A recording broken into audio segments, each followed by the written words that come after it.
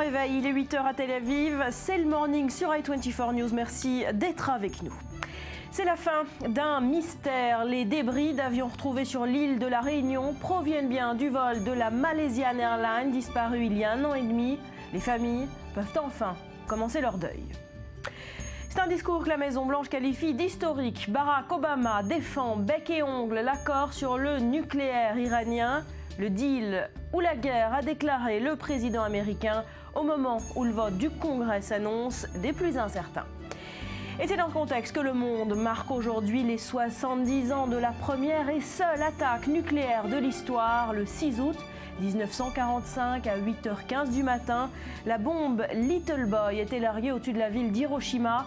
Bilan, 200 000 morts et des centaines de milliers de blessés. Autre titre ce matin, inauguration en grande pompe aujourd'hui de la seconde voie du canal de Suez. Un projet hautement symbolique qui vise à rappeler la grandeur de l'Égypte. Seront présents de nombreux chefs d'État, dont François Hollande, et des représentants d'entreprises du monde entier.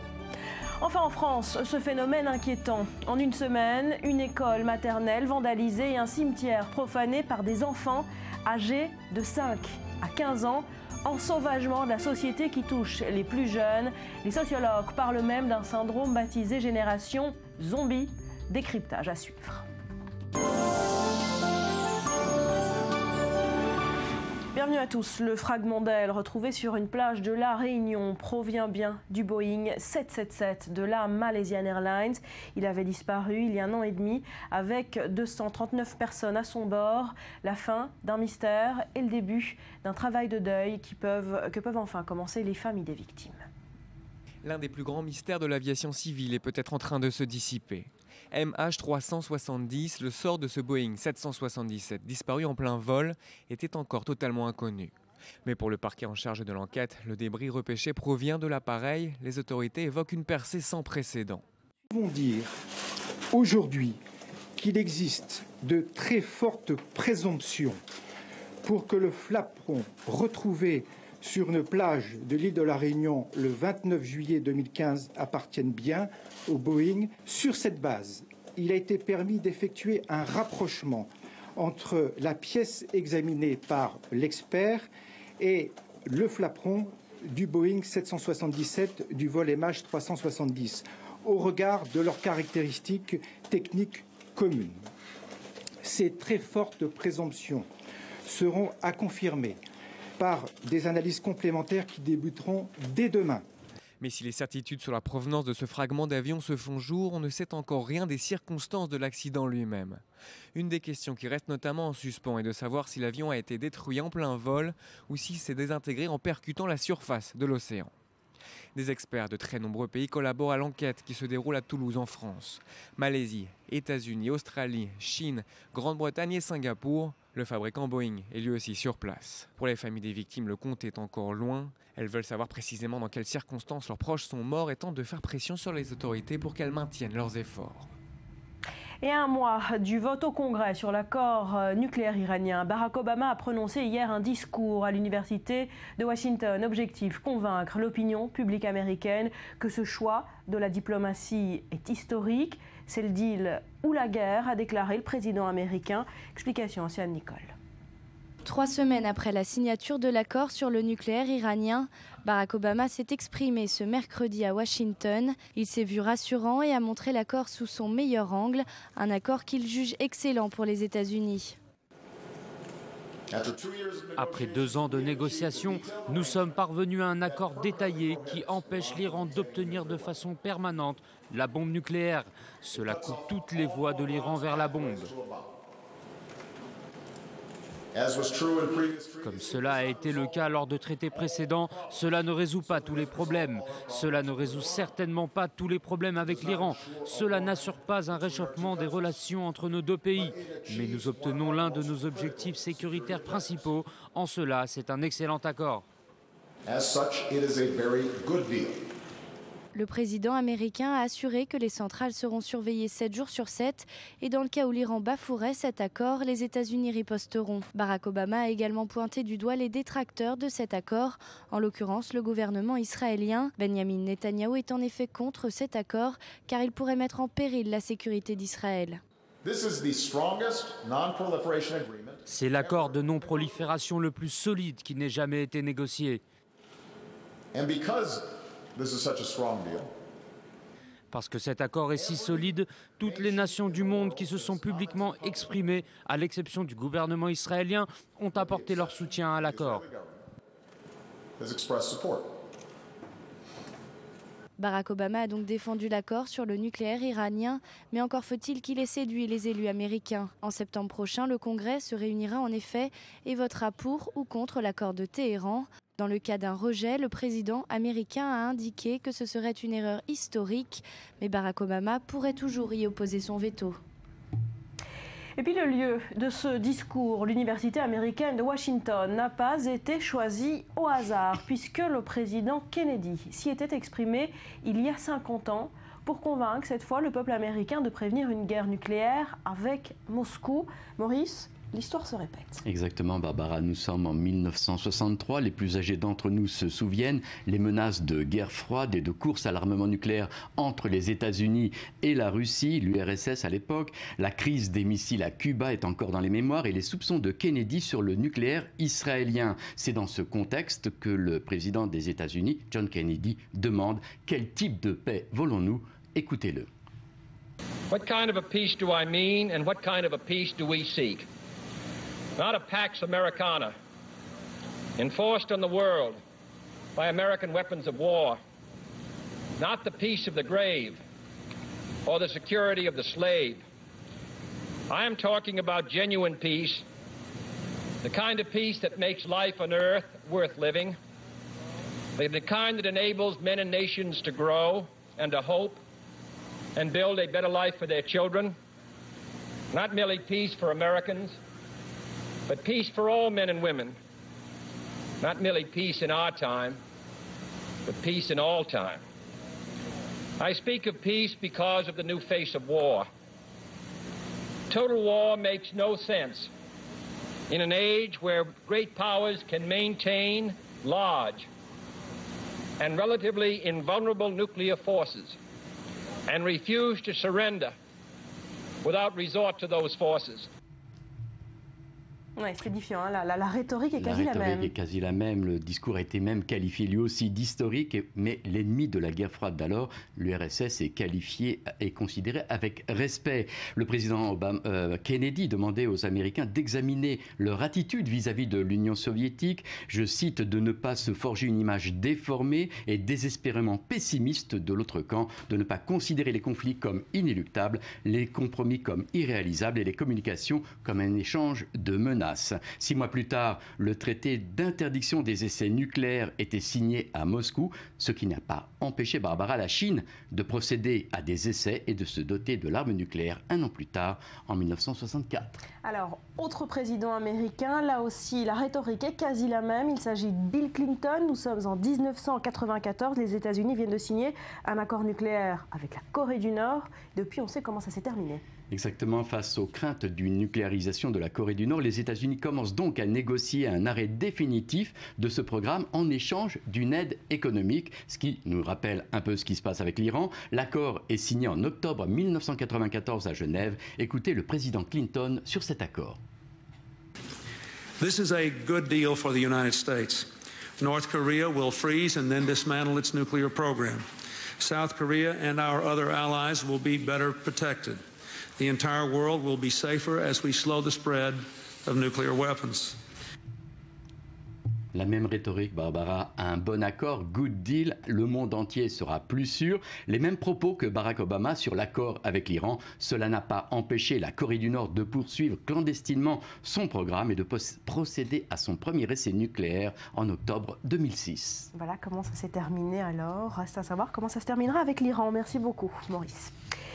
Et on va le dire, aux États-Unis, la campagne des pro et anti-deal bat son plein. Israël continue lui aussi d'être animé par ce débat, d'autant que Barack Obama, on vient de le voir, ne cesse de rajouter de l'eau au moulin. Et contrairement aux idées reçues, eh bien la question divise en Israël également. Maxime Pérez.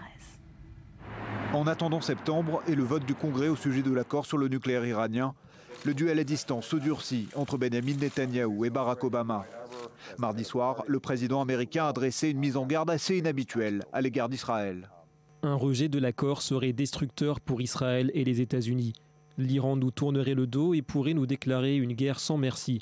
La République islamique mobiliserait alors le Hezbollah au Liban et vous verrez des roquettes tomber sur Tel Aviv. Des propos tenus à la Maison-Blanche en marge d'une rencontre avec des responsables de la communauté juive que Barack Obama essaie de convaincre de soutenir l'accord avec l'Iran. Et si le président démocrate qualifie son rejet éventuel d'erreur historique, sa tentative d'alarmer l'opinion publique israélienne n'a pas été bien perçue, y compris par ses partisans. La population israélienne est exposée à la menace des roquettes et des missiles. Elle doit y faire face chaque année ou tous les 2 ans. C'est pourquoi réduire le dossier iranien à la menace de roquettes sur Tel Aviv, c'est un manque de compréhension à l'égard de la société israélienne. Amiah Yalon est l'ancien patron du Shabak. Il fait partie de ces anciens cadres de l'establishment sécuritaire israélien qui considèrent qu'un accord avec l'Iran, même sur 10 ou 15 ans, est la moins pire des options. Voilà pourquoi il s'oppose à l'ingérence de Benjamin Netanyahou sur la scène politique américaine. D'un côté, vous ne pouvez pas dire que les relations avec les États-Unis sont la pierre angulaire de la sécurité d'Israël. Et de l'autre, attaquer le gouvernement américain et sa politique depuis des années dans le but de créer une division entre démocrates et républicains, entre les juifs pro-Obama et les juifs pro-républicains. Nous sommes en train de scier la branche sur laquelle nous sommes assis. Parmi les détracteurs de l'accord, il y a aussi des voix mesurées, comme celle de l'ancien conseiller à la sécurité nationale d'Israël, Yaakov Amidror, qui a encore récemment participé aux discussions sur l'Iran avec ses homologues américains. Obama et Netanyahou ont le droit le plus total, si ce n'est le devoir, de jouer leur partition. C'est pourquoi je déconseille de s'en prendre au président Obama parce qu'il défend l'accord qu'il a lui-même fait aboutir.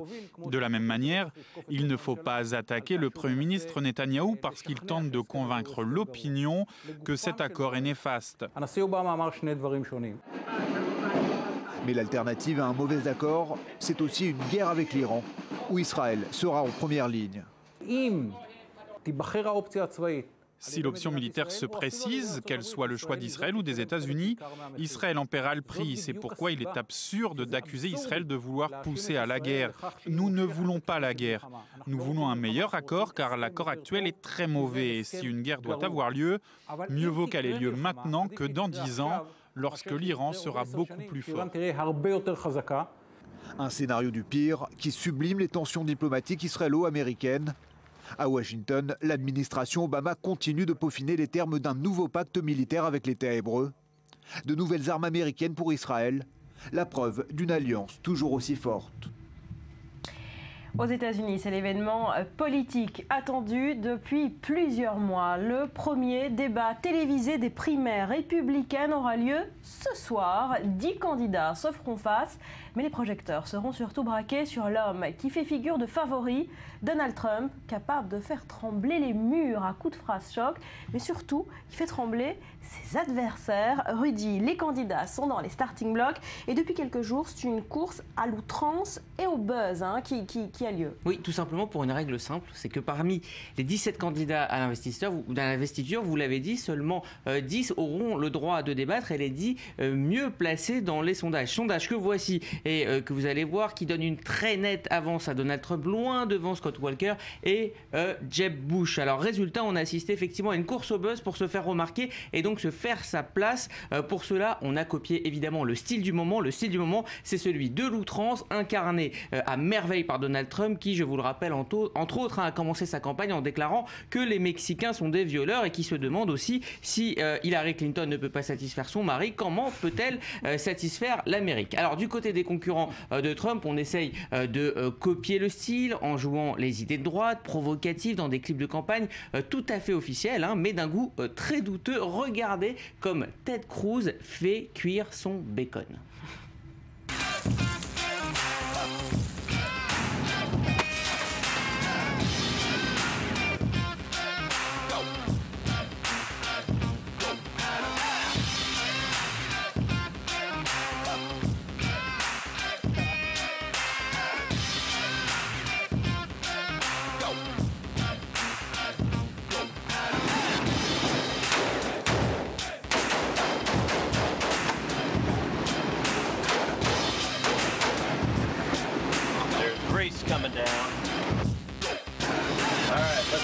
out some bacon. All right.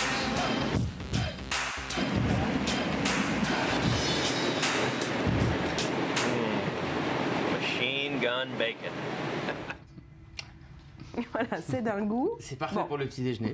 Voilà. Ça donne envie. Alors à noter aussi au chapitre provocation, ce découpage à la tronçonneuse qu'on va voir du code des impôts par le sénateur libertarien Ron Paul, à moins que vous préférez la version auto-da-fé, c'est-à-dire qu'il propose aux internautes, après avoir vu la vidéo, la meilleure solution pour pouvoir détruire ces 70 000 pages de code des impôts. Lui veut faire une seule page pour ce code, et voilà le message qui passe dans cette vidéo, là aussi très provocatrice. Bref, on fait dans l'outrance, mais on fait surtout la course derrière Trump. C'est ça, c'est à qui ira le plus loin pour tenter de se rapprocher peut-être du favori. Est-ce que copier ce style Trump va s'avérer efficace pour les autres candidats? Alors si on écoute un des habitués de ces débats de républicains, et puis qui a même réussi puisqu'il a porté la candidature républicaine à la Maison-Blanche en 2008, eh bien il faut au contraire jouer la carte de la sobriété. Il conseille aux débatteurs John McCain bien sûr, de discuter du fond et de remettre en cause une à une, tout simplement avec du calme, les affirmations de Trump. Et puis il y a aussi des doutes sur l'attitude même de Trump, parce que on le connaît devant les journalistes, il est complètement dans son élément, mais on ne sait pas ce que ça va donner face à d'autres candidats avec un temps de parole limité, où il va falloir poser des idées. Certains observateurs justement pensent que Trump pourrait tout simplement jouer le contre-pied et jouer le candidat réfléchi et posé ce soir. Voilà, réponse ce soir sur Fox News. Pour finir, Rudy, comment est-ce qu'on explique qu'il caracole en tête des sondages, ce drôle de personnage, Donald Trump, à qui personne n'y croyait au début de cette course à la primaire républicaine? Oui, alors hier, un très bon article de Slate tentait justement de décrypter les raisons de ce succès et met en avant finalement l'exaspération des Américains envers leur classe dirigeante. Plus Trump s'en prend à la classe dirigeante, plus sa popularité grimpe. Le paradoxe, évidemment, vous le savez, c'est que Trump est un milliardaire, et ces milliards sont le fruit du système inégalitaire américain, et en plus il dit clairement ne pas aimer les pauvres. Mais qu'à cela tienne, il tacle les classes dirigeantes et incarne ainsi la colère de qui? De la base électorale républicaine. Et qui incarne le mieux la classe dirigeante américaine que son concurrent direct à l'investiture, Jeb Bush, fils d'eux et frère d'eux. Donc ils se retrouveront ce soir, on verra ce que ça donnera, quel visage nous donnera Trump ce soir lors du débat. Voilà, et tout pourrait basculer après ce débat ce soir sur Fox News. Merci beaucoup pour ces explications, Rudy. Retour en Israël, vous le savez, les forces de sécurité ont resserré ces derniers jours leur étau sur les extrémistes juifs, et ce depuis l'attentat de Douma qui a coûté la vie à un bébé palestinien. Le Shabak, les services de sécurité intérieure, connaissent ces activistes depuis longtemps, mais leurs moyens d'agir étaient limités jusqu'ici. Mathias Inbar. Mettre un nom sur le phénomène, parler de terrorisme et non de vandalisme. Face à ces jeunes des collines et du prix à payer, toujours plus déterminés à en découdre non seulement avec leur propre État, mais aussi avec les Palestiniens, les forces de sécurité israéliennes demandent plus de moyens et semblent les avoir obtenus. Arrestations administratives, présence renforcée en Cisjordanie. La question est de savoir que s'est-il passé avant cette récente prise de conscience. Une mauvaise lecture des faits, répond l'ancien chef du département juif au Shabak, les services secrets intérieurs israéliens. Pour autant que je me souvienne, j'ai été le premier en Israël à parler de terrorisme. Il faut appeler un chat, et j'ai dit au début des années 2000, ne prenons pas les choses à la légère. Il s'agit bien de terrorisme. J'ai été attaqué de toutes parts, et on m'a répondu qu'il ne s'agissait que de graffiti. Je réponds que non. Nous savons comment ça commence, nous ne savons pas comment cela va se terminer. Et comme dans toute lutte terroriste, le renseignement humain est primordial. Existe-t-il des agents infiltrés au cœur des populations juives de Cisjordanie? Oui, répond de manière détournée Menachem Landau. De mon époque, la coopération entre le terrain et le Shabak fonctionnait parfaitement bien. On me renseignait, on me téléphonait pour m'informer. C'est comme ça que l'on travaille.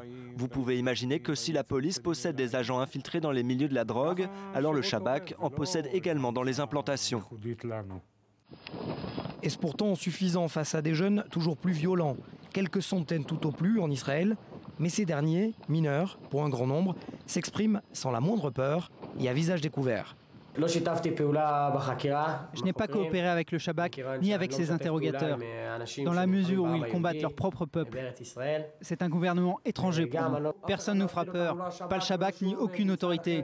Nous continuerons à nous battre jusqu'à l'édification d'un pays juif. La meilleure solution pour cet ancien cadre du Shabak, changer la loi. Nous utilisons les mêmes procédures, que ce soit contre les Arabes ou contre les Juifs. Mais on ne peut pas passer des heures de traque et arrêter un jeune qui a écrit des graffitis ou crever des pneus pour que ce dernier passe devant un tribunal civil et reçoive tout au plus une amende de quelques centaines de shekels.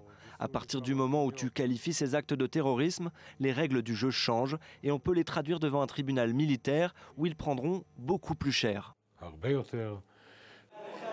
La solution sécuritaire existe, reste donc aux leaders politiques à l'appliquer. Alors justement, Mathias, est-ce que le gouvernement va finalement accepter d'appliquer, d'autoriser ces mesures sécuritaires qu'exige le Shabak? Écoutez, pour l'instant, oui. On l'a vu la semaine dernière, réunion d'urgence du cabinet restreint de sécurité avec les ministres concernés, Benyamin Netanyahou en premier lieu, Premier ministre, avec à côté de lui, principalement le ministre de la Sécurité intérieure, Gilad Erdan, et le ministre de la Défense, Moshe Yaalon. Les trois sont d'accord, il faut appliquer immédiatement les propositions du Shin Bet, du Shabak, les services secrets intérieurs, à savoir des sanctions administratives et surtout présence renforcée sur le terrain. Qu'est-ce que cela signifie, présence renforcée? Cela signifie que désormais, toutes les personnes qui auront un comportement suspect à l'intérieur de ces implantations juives de Cisjordanie seront dans l'œil du viseur et de la police militaire et de la police des frontières, mais également de ces agents infiltrés du Shabak. Alors d'un point de vue légal, quelle est la différence entre la loi civile dont parle ce responsable du Shabak et la loi militaire? Il y a une loi d'urgence en Israël qui existe depuis 1948, qui a été ensuite améliorée en 1967, après la guerre des 6 jours. Loi d'urgence, ça veut dire que tout ce qui s'applique, tout ce qui est dans cette zone géographique de Cisjordanie, eh bien c'est une loi militaire et non pas civile. C'est-à-dire qu'il y a la possibilité, bien évidemment, de la détention administrative, mais également de l'interrogatoire poussé en Israël. On a le droit d'enquêter et de garder quelqu'un en interrogatoire pas plus de 72 heures. Or, ce n'est pas le cas dans les territoires et c'est une loi qui s'est appliquée principalement contre les Palestiniens et contre la terreur palestinienne, à savoir par exemple qu'on peut enquêter, on peut interroger quelqu'un plus de 5 jours d'affilée sans qu'il ait le droit par exemple de voir son avocat. Ça va être le cas désormais, ça peut être le cas désormais si le Shabak va jusqu'au bout de son raisonnement. Ce dont parle Menachem Landau, c'est qu'il pousse le gouvernement à faire appliquer une loi du talion, loi de fer. Tout celui si le prix à payer et les jeunes des collines sont considérés comme organisation terroriste, tout celui qui commettra une infraction à la loi sera considéré comme suspecté d'actes terroristes et donc passera du côté de cette loi d'urgence. Qu'ils soient palestiniens ou juifs, désormais. Palestiniens ou juifs. Merci beaucoup, Mathias Inbar. Inauguration en grande pompe ce jeudi de la seconde voie du canal de Suez. Il s'agit d'une nouvelle page du roman national égyptien. En doublant les capacités du canal, le général Al-Sisi confirme le rôle incontournable de l'Égypte dans la région. Seront présents de nombreux chefs d'État, dont François Hollande, et de représentants d'entreprises du monde entier. Après 11 mois d'importants travaux, la seconde voie du canal de Suez est enfin prête à accueillir les navires commerciaux. Ce jeudi, le président égyptien Al-Sisi inaugura cette nouvelle voie maritime avec comme invité d'honneur le président François Hollande. La cérémonie se tiendra au nord-est du pays, en bordure du canal. Un an après l'arrivée officielle au pouvoir de Sisi, ce projet d'extension vise à relancer l'économie égyptienne ainsi qu'à rehausser sa place sur la scène internationale. C'est un grand saut dans l'histoire et la civilisation de l'Égypte. Ça prouve que l'Égypte est le centre du Moyen-Orient et cela va conduire à une grande prospérité pour le pays. Cette nouvelle voie va fournir des emplois pour un grand nombre de personnes, ce qui va être bénéfique pour l'Égypte. Et pour ça, le président égyptien a mis les moyens. Ce jeudi, il ouvrira l'inauguration à bord d'un élégant yacht ayant appartenu à la famille royale. Un défilé aérien rassemblera les 3 avions de combat Rafale et 8 F-16 récemment livrés par la France et les États-Unis. Et les invités ont été triés sur le volet. En effet, des dirigeants du Golfe et des chefs d'État africains sont attendus, ainsi que le Premier ministre grec Alexis Tsipras. 10 000 policiers devraient également être mobilisés dans tout le pays durant les festivités afin de sécuriser l'événement. Symbole de la nouvelle Égypte, Cette nouvelle voie permettra de multiplier par 2 la capacité de transport du canal, creusé il y a 146 ans. Allez, on tente de mieux comprendre ce que représente cette nouvelle voie du canal de Suez avec vous, Cyril, et en 6 chiffres. En 6 chiffres, le nouveau canal qui va être inauguré donc aujourd'hui, 72 km de long pour commencer. C'est la longueur donc de cette nouvelle voie navigable, alors que le tracé du canal historique, lui, est de 193 km. C'est un changement, Barbara, qui va permettre de réduire tout simplement le temps de traversée de 20 à 11 heures dans un sens et de 8 à 3 heures dans l'autre sens. Deuxième chiffre, 1 an. C'est la durée des travaux. Abdel Fattah al-Sisi a tenu son pari en à peine 1 an. Il a offert à ce qu'il considère comme sa nouvelle Égypte, ce pilier de la relance économique qu'il avait annoncé donc l'année dernière. C'était le 5 octobre 2014, donc 1 an jour pour jour avant l'inauguration d'aujourd'hui. Pour rappel, Barbara, il avait fallu à un certain Ferdinand de Lesseps, un diplomate et entrepreneur français, il avait fallu pas moins de 10 ans pour construire le canal historique. C'était en 1869, j'allais dire, rappelez-vous, mais on est un peu trop jeune pour se rappeler tout ça. Troisième chiffre, 3 milliards d'euros, c'est le coût de ce chantier pharaonique. Le président égyptien a tenu, contrairement au canal historique d'ailleurs, à ce que ce financement soit d'abord égyptien, banque locale, mais également des petits porteurs. Aujourd'hui, on a l'habitude de parler de crowdfunding, de levée de fonds de masse. Eh bien, c'est ce que Al-Sisi a fait. Des Égyptiens, des citoyens lambda qui ont acheté des actions de 10 à 100 $. C'est une petite mise, Barbara, mais qui peut rapporter très gros, puisque si l'actuel canal rapporte à l'Égypte chaque année environ 4 milliards d'euros, eh bien, le nouveau canal, lui, pourrait lui laisser espérer une rente annuelle de, tenez-vous bien, 10 milliards d'euros. Et puis, il faut le rappeler, ce canal a généré énormément d'emplois et va continuer à en générer. 1 million d'emplois, c'est ce qu'annonce le gouvernement égyptien. C'est énorme pour un pays qui compte un taux de chômage de 13%, avec une population de près de 85 millions d'habitants. Donc 1 million d'emplois, c'est assez énorme. Et c'est sur ce nouveau chantier donc Abdel Fattah al-Sisi entend relancer son économie.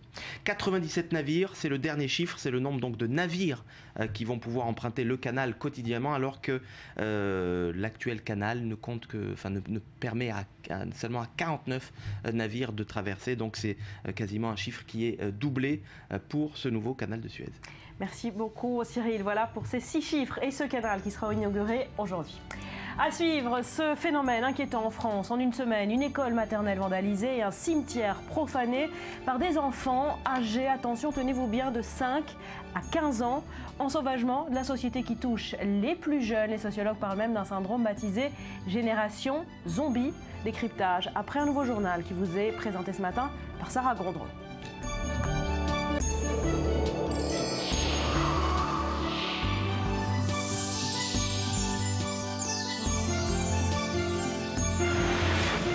Retour sur le plateau du Morning, merci d'être avec nous sur i24 News. On poursuit par ce nouveau drame en mer Méditerranée. Un bateau de migrants a fait naufrage au large de la Libye alors qu'il commençait sa route pour rejoindre l'Europe. Et on craint déjà qu'il y ait des centaines de disparus. Les recherches sont toujours en cours. Regardez. La Méditerranée a été une nouvelle fois le théâtre d'un naufrage. Ce mercredi, un bateau de pêche chargé de plusieurs centaines de migrants a chaviré au large de la Libye. Le navire surchargé avait appelé à l'aide les gardes-côtes de Catane, en Sicile, après l'approbation de Rome qui coordonne les secours de migrants dans le sud de l'Italie. 2 bateaux qui patrouillent régulièrement dans la zone sont arrivés en secours. Ces renforts sont dépêchés par Médecins sans frontières et par la marine irlandaise. Et c'est le navire irlandais qui est arrivé le premier sur les lieux. Mais après s'être approché du bateau, ce dernier s'est retourné en raison de son surpoids. Le porte-parole des gardes-côtes a affirmé que ces bateaux de transit de migrants sont généralement surchargés, ce qui conduit au naufrage le plus souvent. Il suffit en effet qu'un des passagers se lève pour que l'embarcation chavire. En fin de matinée, une militante italienne avait reçu l'appel au secours de plusieurs Syriens en détresse à bord d'un bateau contenant plus de 600 passagers. Selon les gardes-côtes, il s'agit sûrement du même bateau. Les opérations de secours ont déjà permis de repêcher plus d'une centaine de survivants. 4 bateaux supplémentaires sont attendus en renfort sur place. Et la crise des migrants continue d'agiter la classe politique française. Face aux pressions sur Calais et des centres d'hébergement à Paris, eh bien, le gouvernement se retrouve attaqué par le Front National qui a fait depuis de nombreuses années déjà, vous le savez, l'immigration, son cheval de bataille. Léa Volbert. Marine Le Pen s'invite dans le débat sur l'immigration clandestine. La chef de file du Front National s'est exprimée ce mercredi au micro d'RTL. Elle accuse frontalement ce qu'elle appelle l'UMPS d'être à l'origine des débordements actuels. La réalité, c'est que c'est l'UMPS le responsable. Ce sont eux qui ont créé les conditions d'attractivité de la France à l'immigration clandestine. Ce sont eux qui ont mis en place l'aide médicale d'État pour les clandestins. Ce sont eux qui ont élargi au fur et à mesure du temps le droit d'asile. Marine Le Pen ajoute déplorer la prochaine mise à disposition de logements d'urgence supplémentaires à Paris pour les migrants. Elle qualifie ce projet de honte pour la France. Réponse immédiate de Manuel Valls. La solution est d'abord en Afrique avec la résolution des conflits. Elle est d'abord européenne. Il faut une organisation de nos frontières. C'est vrai à Vintimille avec l'Italie, c'est vrai avec la Grande-Bretagne. Manuel Valls ajoute qu'il est impératif de rester ferme sur le respect des règles, de reconduire aux frontières les migrants qui sont en situation irrégulière et de conclure « La différence entre Marine Le Pen et moi, c'est que moi, je gouverne ». Depuis le mois de janvier, près de 188 000 migrants sont arrivés par la Méditerranée, principalement en Grèce et en Italie. Selon l'Organisation internationale pour les migrations, près de 2000 d'entre eux ont péri dans leur traversée. Toujours en France, ce phénomène inquiétant. En une semaine, une école maternelle vandalisée et un cimetière profané par des enfants âgés de 5 à 15 ans. Assiste-t-on à un ensauvagement de la société qui touche les plus jeunes, une violence juvénile qui aurait franchi en tout cas une étape supplémentaire? Betsabé, vous nous en dites plus. Oui, des événements qui sont répétés ces derniers jours. Donc, dans l'est de la France, un cimetière chrétien a été profané par deux jeunes âgés de 14 et 15 ans seulement. Une quarantaine de crucifix ont été brisés, une plaque funéraire dégradée, des motivations gothiques apparemment. En tout cas, les adolescents sont passibles de 6 mois de prison. Plus jeune encore, à Melun cette fois-ci, région Île-de-France. Samedi soir, une vingtaine d'enfants âgés, attention, de 5 à 13 ans, d'un quartier dit sensible, auraient vandalisé une maternelle. Plusieurs salles de classe ont été littéralement mises à sac. Les couloirs, le hall de l'établissement, on parle d'étagères renversées, de vitres brisées, de peintures sur les murs, des chaises retournées, des jouets éparpillés. Bref, assez de bruit accompagnant ces dégâts pour que les voisins soient alertés. Ce sont eux qui ont appelé les forces de l'ordre et les vandales en culotte courte ont été interpellés par la police, puis ils ont été arrêtés et remis à leurs parents, trop jeunes pour être gardés en garde à vue. Des dégâts dont le coût s'élève, attention, entre 10 à 30 000 euros. Alors, des actes de délinquance toujours. Il y a la conduite sans permis dans une alcoolisation très élevée qui a coûté la vie à 4 mineurs ce week-end. C'était dans le Morbihan, je vous le rappelle forcément, à 14 dans une fourgonnette. Après avoir bien trop bu dans une soirée privée, eh bien, les jeunes n'avaient pas beaucoup de chance de s'en sortir. Et puis dans le Nord, ce week-end, toujours des policiers pris pour cible carrément par des jeunes qui s'exerçaient au fusil de chasse. Les forces de l'ordre venaient de les surprendre avec un groupe de jeunes en train de tirer donc sur des volatiles qui ont commencé à tirer sur les policiers. Les jeunes interceptés sont âgés de 10 à 20 ans. Encore une fois, des ados et des pré-ados. C'est ça, de plus en plus jeunes. C'est la question des pré-ados qui est préoccupante dans cette question. On va en parler dans un instant avec vous, Vladimir Mamin. Vous êtes pédopsychiatre. Mais avant cela, Betsabé, pour finir, est-ce qu'on peut constater, en tout cas se poser la question de cette violence infantile, même juvénile, qui aurait évolué? On constate une répétitivité, on constate une violence qui est particulièrement acerbée. On l'aura compris, on a dépassé le cap de la crise d'ado, du jeune qui a besoin de se faire remarquer, d'être un peu rebelle. Autre paramètre pas moins choquant, on rappelle l'âge des faiseurs de troubles dans le cas de la maternelle qui a été saccagée, eh bien ce sont des enfants de 5 à 13 ans, des enfants, même pas des pré-ados, à des écoles saccagées, ce n'est pas nouveau, mais des enfants aussi jeunes, ça c'est inquiétant. Et donc, cette question qui plane, les enfants sont-ils de plus en plus violents, de plus en plus tôt? Et c'est la question qu'on va poser à Vladi. Maman, vous êtes pédopsychiatre, vous êtes en consultation tous les jours avec des enfants. Est-ce que vous les voyez de plus en plus jeunes confrontés à cette violence? Alors, ça amène plusieurs réponses. Évidemment, chaque cas est individuel, mais si on veut regarder un peu les choses de manière plus collective, on peut dire que effectivement, le niveau de violence a monté, mais pas seulement chez les enfants, dans notre société, dans ce qui est montré, dans ce qui est mis en image. Et parallèlement, s'il y a un lien à faire avec les enfants, c'est que le cadre autour des enfants tient de moins en moins. C'est-à-dire qu'on voit de plus en plus d'enfants qui répondent à l'école aux professeurs, on voit de plus en plus d'enfants qui se tiennent mal ou qui ont des actes incivils ou simplement mal polis. Il semblerait que notre société donne une place aux enfants qui les rendent un peu sans limite. Il semblerait que les parents, enfin moi c'est du moins de mon expérience de pédopsychiatre, c'est ce que je rencontre le plus souvent, aient de plus en plus de mal à cadrer leurs enfants. Alors c'est ça la seule cause, on comprend bien et on le voit de plus en plus, le désarroi de parents dont l'autorité est de plus en plus remise en question. La clé du problème, elle est au niveau de la famille ou au niveau de la société? Alors il y a d'un côté la société qui favorise par un individualisme, un consumérisme qui fait que chacun ne doit rien se voir refuser, et que les enfants sont traités comme l'aboutissement de toute chose dans ce monde, et qu'aujourd'hui on voit beaucoup plus de parents qui suivent leurs enfants que d'enfants qui suivent leurs parents, ce qui met les enfants dans une position de diriger des choses qu'ils n'ont pas à diriger, d'avoir sur leur dos des décisions qu'ils n'ont pas à prendre, des responsabilités qu'ils n'ont pas à prendre. Il faut faire retrouver aux parents leur place de parents? C'est absolument indispensable, et c'est un travail qui est plus compliqué par la société, qui est rendu plus difficile par la société dans laquelle nous vivons, où tout est fait pour donner l'impression que tout est possible, que les limites sont Enfin, la limite n'a pas bonne réputation. Ouais. Et en l'occurrence, c'est une affaire de limites données par les parents aux enfants, et de limites que les enfants se donneront eux-mêmes tout seuls ou pas. Est-ce que l'école n'a pas un rôle quand le parent n'est pas là? Est-ce que l'école n'a pas un rôle d'inculquer le respect aussi aux enfants? L'école ne peut hélas pas inculquer le respect aux enfants. L'école a un pouvoir qui est délégué par les parents. Si les parents ne demandent pas à leurs enfants de les respecter, leurs enfants ne respecteront personne. En tout cas, il sera beaucoup plus difficile à l'école de les cadrer et de leur permettre de se concentrer. La concentration est aussi une clé. C'est-à-dire l'agitation vient souvent quand l'enfant ne peut pas se concentrer. Ce qui empêche un enfant de se concentrer, bien souvent, c'est l'angoisse.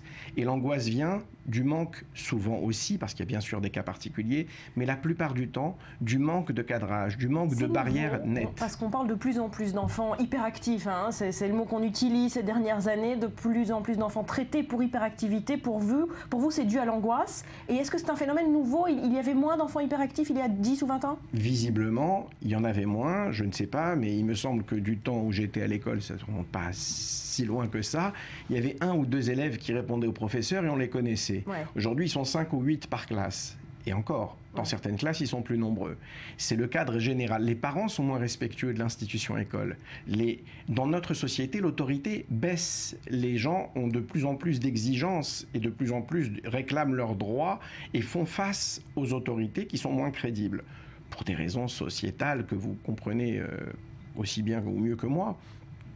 Le fait est que, pour en revenir à ces enfants dits hyperactifs, nombre d'entre eux, et je ne veux pas rentrer dans un débat scientifique, mais nombre d'entre eux sont surtout des enfants qui n'ont pas un cadre net et lisible autour d'eux, qui peuvent obtenir trop de choses de leurs parents, qui se mettent donc à diriger un peu leur propre vie, et le résultat, c'est beaucoup d'inquiétude et d'angoisse pour eux. L'agitation, c'est avant tout un signe d'angoisse. Il y a quelques cas où c'est autre chose, mais la plupart du temps des enfants qui nous sont amenés en consultation, dans la plupart des cas, en discutant avec les parents des règles éducatives, on arrive à calmer les enfants, simplement en parlant avec leurs parents des règles éducatives appliquées à la maison. Et l'autre point essentiel, c'est les médicaments. Les labos pharmaceutiques, la science dure, l'hôpital, l'université, les recherches sont payées par des labos pharmaceutiques qui ont un pouvoir financier énorme. Leur résultat, c'est pour calmer ces enfants, on encourage le traitement médicamenteux. Le plus efficace, c'est un traitement médicamenteux. Mais si vous ne cadrez pas votre enfant, qu'il est angoissé, qu'il n'a pas de limite rassurante autour de lui, qu'il s'agite, bien sûr que vous pouvez le calmer avec des médicaments. Mais est-ce que c'est un service à lui rendre? Le message, ça voudrait dire, mon petit, tu es malade, tu n'es pas bien fait, on va te soigner pour que tu puisses tenir debout. En réalité, cet enfant, la plupart du temps, il a les mêmes capacités qu'un autre enfant, parfois même de très bonnes capacités. Et simplement, le message le plus constructif pour lui, c'est de dire à ses parents, il faut qu'il se tienne bien sûr, mais il faut que vous lui donniez les moyens de se cadrer, de se tenir. Vous restez avec nous, Vladimir Maman, on va continuer de parler de tous ces aspects psychologiques, notamment de la colère et de la frustration. Si vous ne partez pas en vacances, si vous êtes trop stressé, eh bien l'activité que va vous présenter Rudy va peut-être vous plaire. Ça s'appelle Anger Room, la chambre de la colère. Absolument, la chambre de la colère. À partir de là, tout est dit. Alors stressé, éreinté, parfois à bout, ce qu'on appelle familièrement, on en a beaucoup parlé, le burn-out peut arriver. Je vois pas du tout ce que vous parlez, par exemple.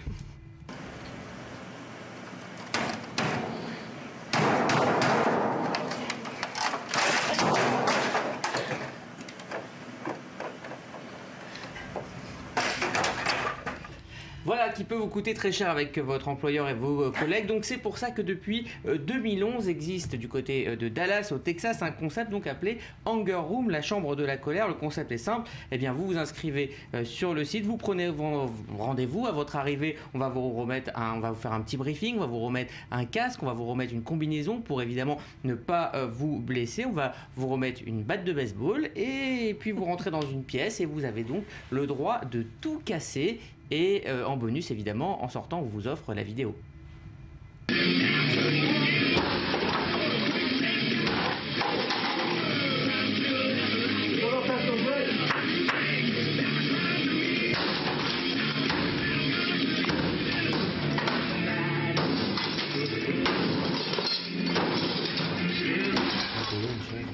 Alors pour les intéressés, ça leur coûtera combien de saccager une pièce en toute légalité? Eh bien c'est pas très cher, ça démarre à 25 $, les 5 minutes. Alors sachez, sachez que le site vous propose plusieurs packages. Alors donc vous avez le package, si vous avez besoin d'un break, ça dure 5 minutes.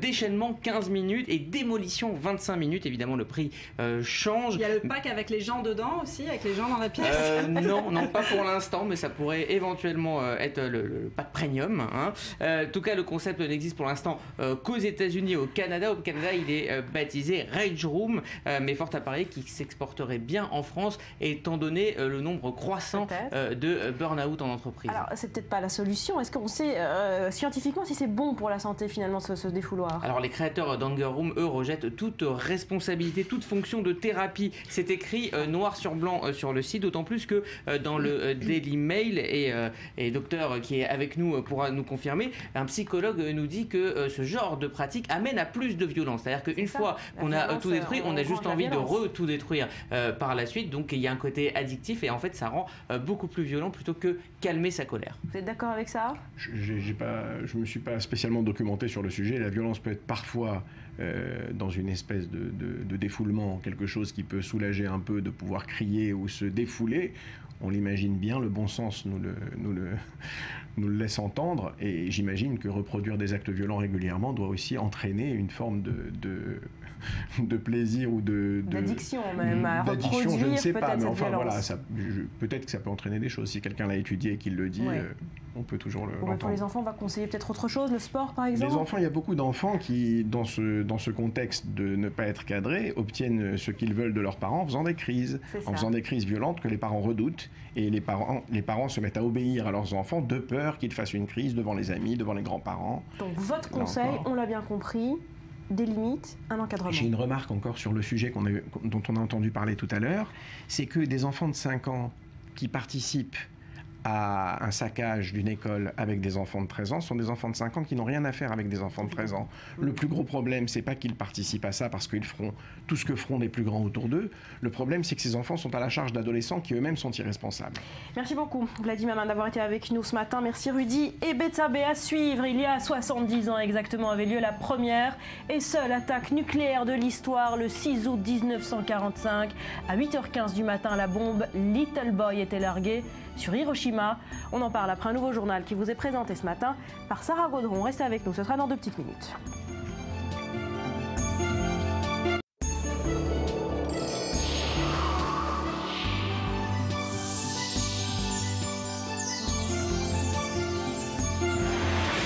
On est de retour sur le plateau du Morning, merci d'être avec nous, bienvenue. Si vous nous rejoignez, il y a 70 ans exactement avait lieu la première et la seule attaque nucléaire de l'histoire. Le 6 août 1945, à 8h15 du matin, la bombe Little Boy était larguée au-dessus de la ville d'Hiroshima.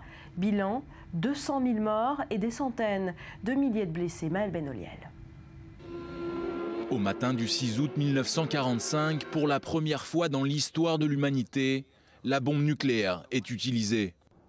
7 décennies plus tard, les cicatrices sont toujours bien présentes à Hiroshima, Surnommée par les Américains Little Boy, la bombe à uranium explose à 600 mètres au-dessus de la ville.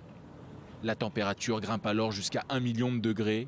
L'équivalent de 16 000 tonnes de TNT dévaste la ville du sud du Japon. Keiko Ogura avait 8 ans à l'époque.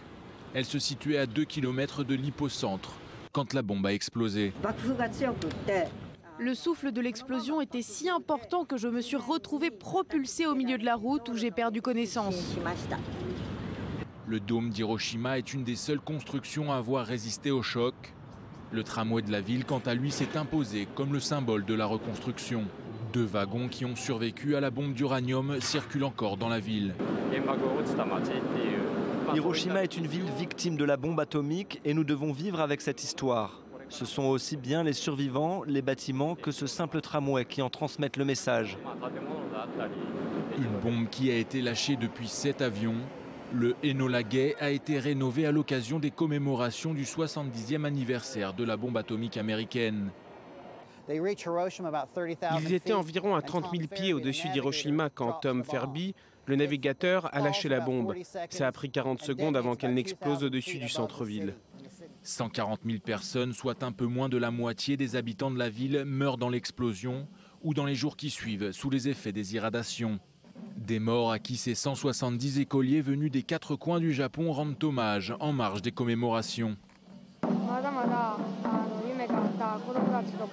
Parmi les victimes, jeunes ou vieux, beaucoup d'enfants de mon âge sont également décédés sans avoir leurs rêves remplis.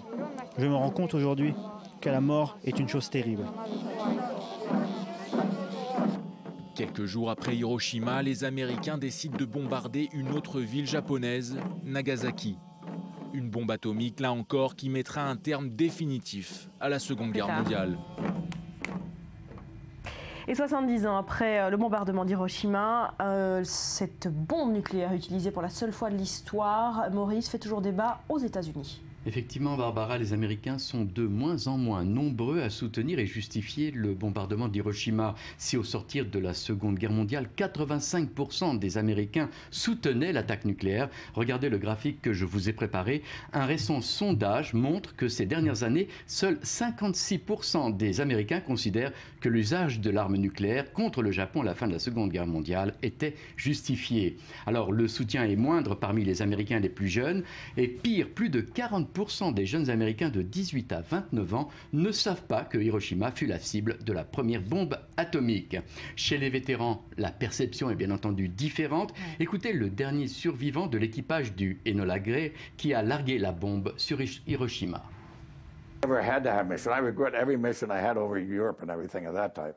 I dropped a lot of bombs over there that killed people and probably killed civilians. But do I regret the atomic mission? I regret we had to do it.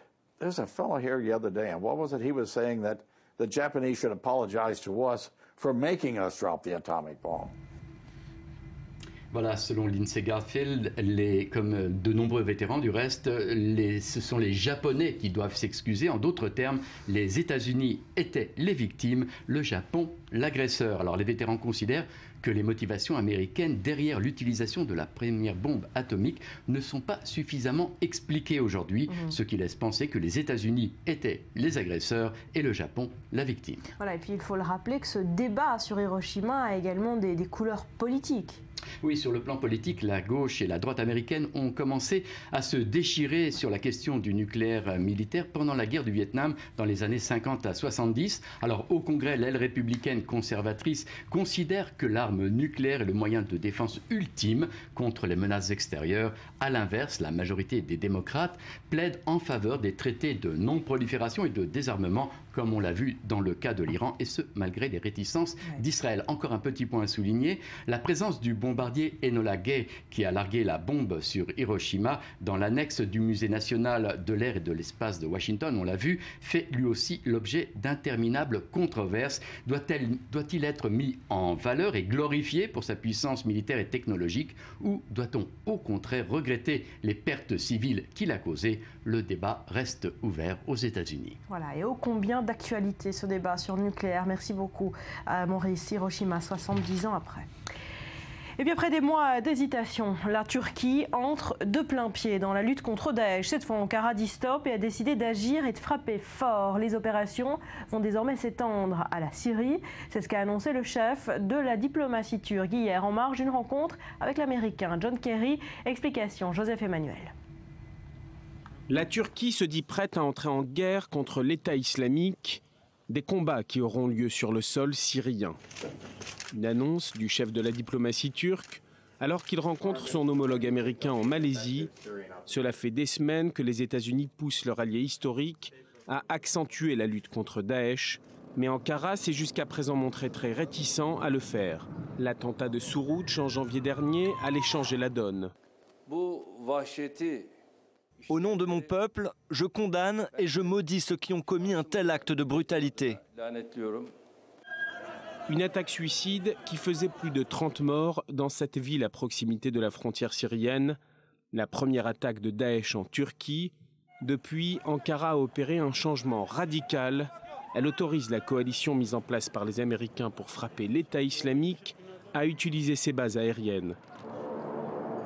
De son côté, le Conseil militaire turc s'apprête à renouveler de fond en comble son état-major.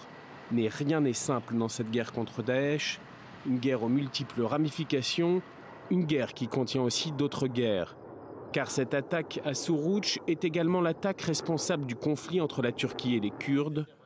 Au lendemain de l'attentat, le PKK assassine 2 policiers turcs qui l'accusent de coopérer avec l'État islamique. Depuis, la Turquie combat les djihadistes et le PKK, essentiellement dans le nord de l'Irak. Une entrée en guerre à l'origine contre les islamistes que beaucoup d'observateurs voient comme l'occasion de combattre surtout les nationalistes kurdes. Mais les avancées de l'État islamique font aujourd'hui peur à Ankara. Pièce maîtresse de l'OTAN, la Turquie n'a plus le choix. Elle devra collaborer avec l'Amérique pour contenir l'avancée djihadiste. La Turquie aurait proposé à plusieurs pays, dont la France, d'entrer dans le conflit et d'utiliser ses bases aériennes, ce que les Américains font déjà à Incirlik. Le Quai d'Orsay dit réfléchir à la question, mais François Hollande a répété que la France n'interviendrait pas militairement en Syrie, et ce, sous quelque forme que ce soit. Alors, la Turquie a donc annoncé par la voix de son ministre des Affaires étrangères qu'il étendrait ses opérations à la Syrie. Pourquoi ces décisions maintenant, Mathias? Politique et militaire, Barbara. Politique parce que Recep Tayyip Erdogan est contraint dans les semaines à venir de former sa coalition. Il ne l'a toujours pas fait et en octobre prochain, il pourra annoncer le retour d'élections anticipées pour essayer Yes We Can à l'Obama, Yes We Can pour les pouvoirs absolus. De son côté, il voudra absolument avoir la totalité des pouvoirs pour pouvoir mener son combat politique également à l'intérieur, mais contre aussi le PKK, le parti des pouvoirs des travailleurs kurdes, et sécuritaire parce que c'est nouveau. Le Daesh est à la frontière syro-turque et attaque à l'arme mitraillette et attaque à l'intérieur par des bombes. Et donc la Turquie se sait menacée et elle n'est plutôt aussi, amicale à l'égard des combattants de Daesh qui sont à la frontière aujourd'hui. Alors, est-ce qu'il existe dans cette lutte sur le terrain contre Daesh un game changer, comme on dit, un élément pivot qui pourrait faire basculer la situation? Écoutez, si les Turcs permettent aux drones américains, dont on sait pertinemment la capacité de destruction qu'ils ont, notamment au Yémen ou alors en Afghanistan, on l'a vu, de nombreux chefs des talibans ou d'Al-Qaïda sont morts après l'attaque de drones. Eh bien, si la Turquie effectivement autorise la multiplication d'attaques de drones américains, effectivement on pourra avoir un game changer, à savoir des chefs de Daesh, de l'État islamique, qui meurent les uns après les autres, mais également la possibilité effectivement que les avions de combat turcs pilonnent les positions de Daesh. Et là, c'est autre chose. C'est la coalition internationale, pas la coalition internationale qui frappe, c'est la Turquie. Elle a des renseignements extrêmement bien fournis à l'intérieur de la Syrie, et ça pourrait changer effectivement la donne. Et pour finir, Mathias, est-ce qu'on pourrait imaginer que des forces turques terrestres pénètrent en Syrie? Pour l'instant, il n'en est pas question de la part de Recep Tayyip Erdogan. Il sait que des boats underground, que les boats sur le terrain créeraient énormément de pertes, et donc Donc on le sait, dans quelques semaines, il doit former sa coalition. Il ne pourrait se permettre des pertes énormes en vie humaine. Merci beaucoup, Mathias. Et toujours concernant cette guerre, un des enjeux est pétrolier. Direction le nord-est de la Syrie, à Azakeh, où les troupes syriennes se sont retirées depuis 3 ans maintenant. Et ce sont les Kurdes qui ont repris la main sur ces fameux puits de pétrole. La qualité laisse à désirer, mais les prix extrêmement bas ont fait exploser quasiment le marché. Écoutez. Le champ pétrolier de Rmeylan, au nord de la Syrie. Les troupes du régime syrien ont fui cette zone kurde près de Hasakeh, forçant les autorités locales à s'organiser. Pour subvenir aux besoins énergétiques, l'administration autonome kurde a repris en main les puits de pétrole et créé une vingtaine de petites raffineries artisanales. Quand la température atteint 50 degrés, on allume le brûleur pour faire chauffer le brut jusqu'à 125 degrés, pour extraire l'essence. À 150 degrés, on obtient le gaz, puis à 350 degrés, on obtient le diesel, et ensuite, on éteint le four. Rmeylan est le plus grand champ pétrolier de Syrie, mais sa production a chuté, 265 000 barils par jour avant la guerre, à 15 000 aujourd'hui. Une production qui attire les convoitises. La frontière du califat autoproclamé du groupe djihadiste État islamique est très proche. Il essaye de mettre la main sur ses puits depuis 2014. Ces dernières années, l'administration autonome locale a défendu ses puits et ses installations. Nous avons perdu des centaines de martyrs pour les protéger et aucun puits ni aucune raffinerie n'a été victime de sabotage ou de vol. L'essence artisanale produite dans ces raffineries est de mauvaise qualité, mais beaucoup moins chère que celle fournie par l'État. Une économie de la débrouille dans un pays ravagé par 4 ans de guerre qui a fait plus de 200 000 morts et plus de 10 millions de déplacés. Il y a différentes sortes d'essence sur le marché. Vous avez l'essence du régime, le sans-plomb local et l'essence irakienne. Et à l'exception de l'essence du régime qui est propre, les voitures ne marchent pas bien avec les autres. Encore aujourd'hui, le régime syrien paye les salaires des derniers fonctionnaires du champ de pétrole. Une alliance de circonstances avec le régime, les Kurdes sont prêts à coopérer avec Damas à condition de garder un certain contrôle sur le pétrole dans leur région. La production de pétrole en Syrie s'est effondrée en 4 ans. Elle ne dépasse pas 10 000 barils par jour, moins de 3% de ce qu'elle produisait avant la guerre. Direction le lac de Tibériade à présent, où des archéologues ont découvert des traces d'agriculture vieille de 23 000 ans, bien avant l'époque où l'agriculture aurait été inventée. Sur place, le reportage de Benjamin Le Souef. Au lieu de l'histoire biblique, le lac de Tibériade pourrait bien être aussi l'un des lieux essentiels dans l'histoire de l'humanité. En 1989, la baisse du niveau des eaux du lac laisse à jour un site très précieux nommé Oalo 2 par les archéologues. C'est le laboratoire de l'université Bar Ilan, à côté de Tel Aviv, qui a analysé les différentes traces de végétation trouvées sur le site. Les conclusions de ces longues recherches ont été rendues à la fin du mois de juillet. Les scientifiques avaient entre les mains les plus vieilles traces d'agriculture connues à ce jour. Elles remontent à 23 000 ans, plus de 11 000 ans avant l'apparition estimée des débuts de l'agriculture. Ces mauvaises herbes sont pour nous une marque extrêmement importante d'un début de culture par ces personnes.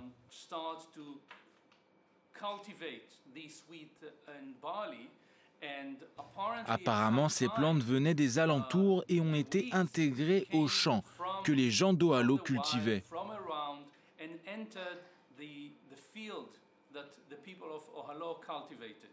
L'exploration du site avait été confiée au professeur Dani Nadel. Plus de 20 spécialistes et une légion d'étudiants bénévoles lui ont prêté main forte dans ses recherches avant que la nature ne reprenne ses droits. Le site est aujourd'hui à nouveau immergé.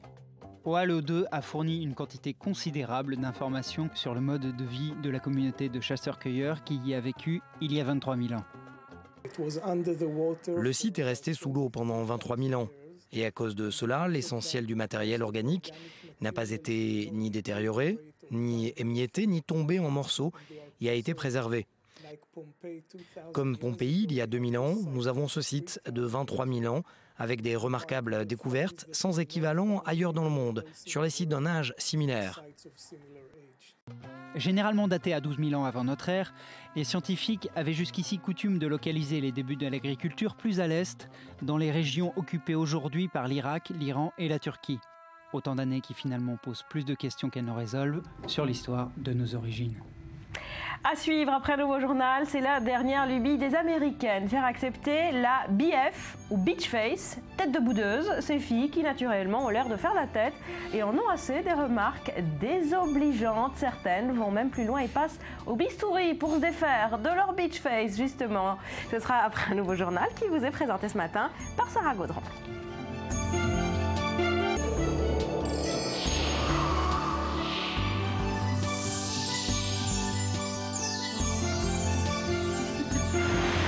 Et on est de retour sur le plateau du Morning. Merci d'être avec nous. On va parler cinéma avec la 68e édition du Festival international du film de Locarno qui a ouvert ses portes hier dans une ambiance hollywoodienne, Laetitia. Tout à fait, Barbara. Bonjour. Bonjour.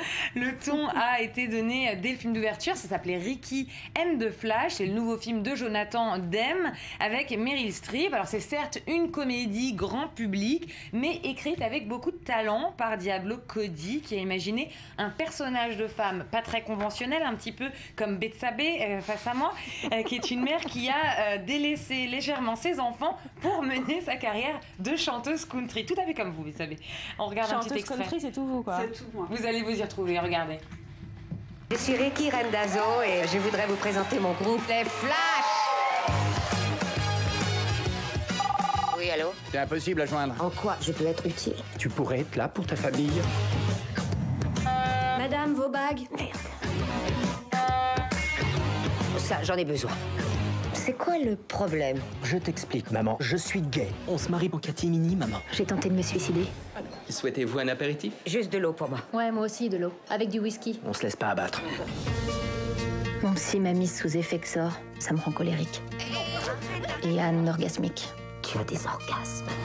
Anorgasmique, à préfixe négatif. C'est du latin. Allez, monte!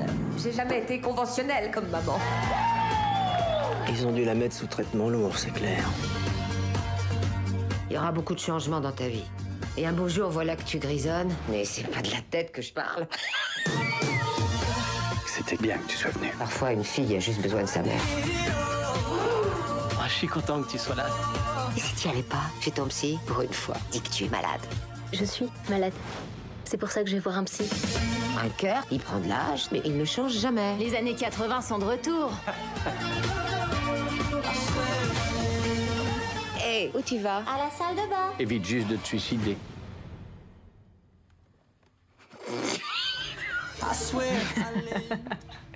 J'adore. Oh, Meryl Streep. Ah, mais Meryl comme Streep. ça, elle voilà, est encore, géniale. Ça va être encore une nomination aux Oscars, ça, pour la 17e ou 18e, je crois.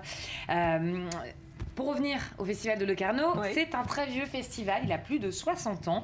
Il est dans la liste des 13 festivals compétitifs internationaux. Il se place en quelque sorte à mi-chemin d'une partie entamée à Berlin et à Cannes, qui donne une idée presque complète de l'état du cinéma, moins les super-héros. Alors c'est un vrai rendez-vous de cinéphiles aussi, avec une large palette de films de qualité qui sont présents en première mondiale. Et c'est aussi et avant tout un lieu où on peut dénicher les talents de demain. C'est ça qui fait sa particularité. Le Festival de Locarno a souvent reconnu avant les autres le génie de jeunes réalisateurs qui par la suite sont devenus des géants. Pour en citer quelques-uns, Cabrol, Kubrick, Verhoeven, Milos Forman, Mike Leigh, Atom Egoyan, Spike Lee ou encore même Gus Van Sant. Cette année, ça va être 179 longs métrages qui vont être présentés, qui proviennent de 51 pays différents et 19 en compétition officielle pour obtenir le Léopard d'or. Alors, c'est un festival qui revendique son identité propre, hein, très loin même du bling-bling de Cannes. C'est moins son truc. C'est quoi les points forts de Locarno? Alors, cette année, les points forts de Locarno, c'est bien la présence déjà d'Edward Norton, qui était dans la petite ville suisse et qui a assisté à la projection de The Fight Club, le film culte, mais qui a aussi reçu l'Excellence Award pour l'ensemble de sa carrière. Il y a aussi une rétrospective de Sam Peckinpah qui est aussi exceptionnelle, et ça fait des années qu'on n'en a pas eu l'occasion d'en voir, qu'on n'a pas eu l'occasion d'en voir. Et puis, ce qui fait aussi la spécificité de Locarno, c'est des places de cinéma gratuites et cet écran géant au milieu de la Piazza Grande, un des plus grands écrans au monde, en plein air, qui peut accueillir jusqu'à 8000 spectateurs. Et chaque année, Locarno permet à 200 000 personnes de venir voir du cinéma, parfois gratuitement, parfois pour un petit tarif. Voilà, un festival ça qui se démocratise et qui se veut plus accessible à tous. Qui est accessible à tous et qui, pas seulement du côté des spectateurs, mais aussi du côté des choix des films, puisqu'on y voit toutes sortes de films, pas seulement comme à Cannes. Chaque festival a sa particularité. Locarno, c'est vraiment celui qui va essayer de changer, de voir les choses différemment. C'est ni de l'indépendant, ni de l'auteur, ni du grand public. C'est tout. Il suffit juste que ça soit du bon cinéma. Mais c'est un festival qui quand même donne une belle place au cinéma d'auteur, notamment israélien. Tout à fait. C'est vrai que le festival de Locarno a permis à beaucoup de réalisateurs israéliens de se faire voir par l'international. Cette année d'ailleurs, on retrouve dans le jury Nadav Lapid, le réalisateur israélien. Il est aux côtés de l'acteur allemand Udo Kier, de l'actrice sud-coréenne Moon Sori, du réalisateur américain Jerry Schasberg et de la directrice du festival mexicaine Daniela Michel. Il y a aussi la présence israélienne dans la compétition officielle, puisqu'on va retrouver le film Tycoon de Avishai Sivan. Et puis en 2012, c'était le tout jeune réalisateur Noni Geffen qui, avec son premier film, remportait le prix du jury pour Not in Tel Aviv, un film en noir et blanc, une comédie noire complètement surprenante, et vraiment une surprise dans le paysage du cinéma international. Et c'est un film qu'on n'aurait jamais vu si Locarno ne l'avait pas présenté lors de cette édition 2012 et il lui avait pas remis le prix du jury. Pour finir, Laetitia, votre pronostic pour ce festival de Locarno édition 2015? Alors comme je l'ai dit, il y a 19 films en compétition officielle, 19 films de qualité, c'est vrai que c'est difficile à dire. On retrouve un vétéran dans la compétition, Andrzej Zulowski, qui présente Cosmos, qui est son tout dernier film. Ça fait 15 ans qu'on ne l'a pas vu au cinéma. Et sinon, du côté du film mexicain, il y a un film qui va faire beaucoup parler de lui, qui s'appelle Te Prometo Anarquia, de Julio Hernandez Cordons, qui est une histoire complètement folle, qui se déroule au cœur de Mexico City, avec deux jeunes hommes qui vont qui vont vendre du sang à des hôpitaux, qui vont se retrouver mêlés à un cartel qui veut aussi acheter du sang. Ça va pas se finir forcément très bien, et ça, à mon avis, c'est un film qui va vraiment beaucoup faire parler de lui, pas seulement qu'à Locarno. D'accord. Voilà pour ce festival de Locarno. On va parler dans un instant des Beach Face. C'est la dernière lubie des Américaines. C'est ces filles qui tirent la tête toute la journée. Ça vous intéressait? Betsabe nous en parle dans un instant. On va se là un peu de musique. On parle souvent de ses bienfaits sur l'esprit. Alors qu'en est-il sur le corps? Reportage dans une nouvelle salle de musicothérapie adaptée aux handicapés. David Gombin avec Nassef Sefadi. Nous voici au centre d'accueil pour personnes handicapées Grabski, dans le nord d'Israël. C'est ici que résident 70 pensionnaires, tous handicapés, mais à des degrés divers. Il y a quelques mois, un nouveau projet est venu bouleverser leur quotidien. Une salle tout entière dédiée à la musique et adaptée à leurs besoins. Depuis qu'ils ont ouvert cette salle, je ne pense plus du tout à ma maladie, parce que je suis occupé par tant de choses.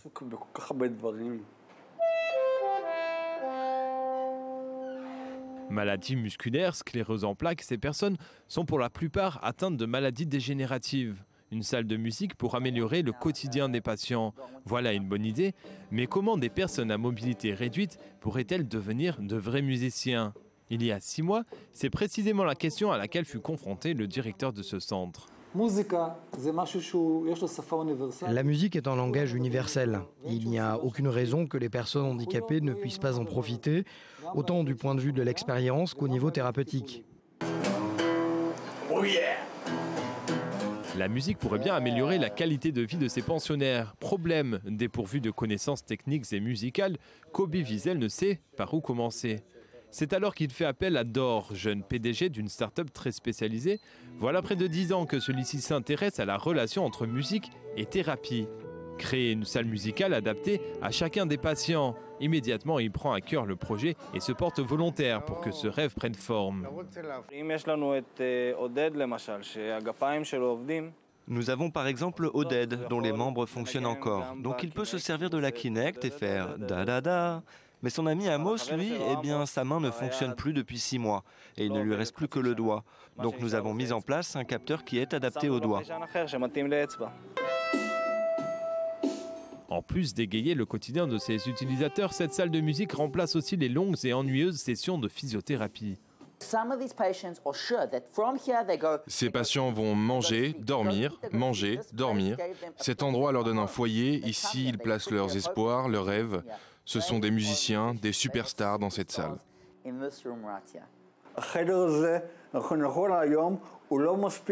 Alors qu'il est, cette salle n'est pas assez thérapeutique. Nous avons fait beaucoup, mais il reste encore à faire. Mais le potentiel est énorme. Prochaine étape, associer la vidéo à l'expérience sonore. En attendant, Kobe, Ethan, Dor et les autres ont déjà réussi le quasi impossible, rendre le sourire aux pensionnaires de ce centre.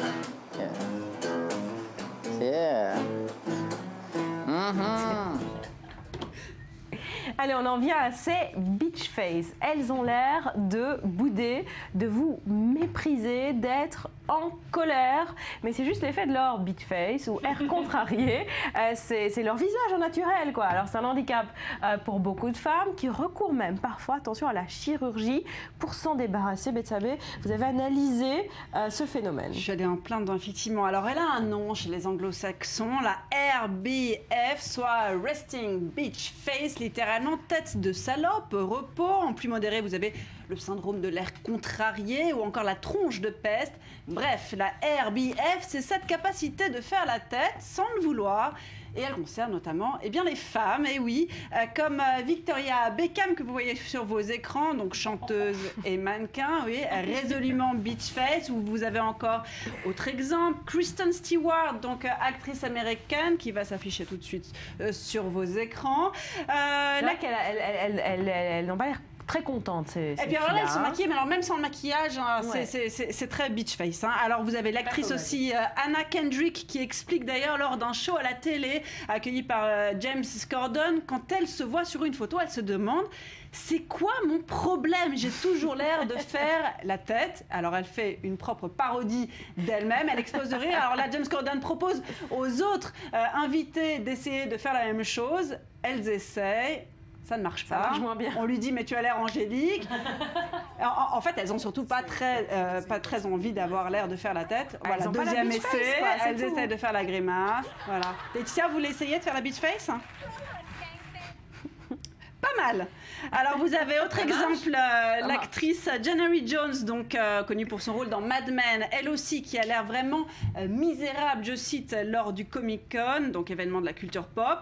Ou encore Anna Paquin, aussi actrice canado-néo-zélandaise qui est surtout connue pour son rôle dans La leçon de piano, qui s'explique d'ailleurs à ce sujet. Vous avez une tête comme si vous aviez envie de tuer les gens ou comme si vous étiez super méprisante, c'est un peu mon quotidien.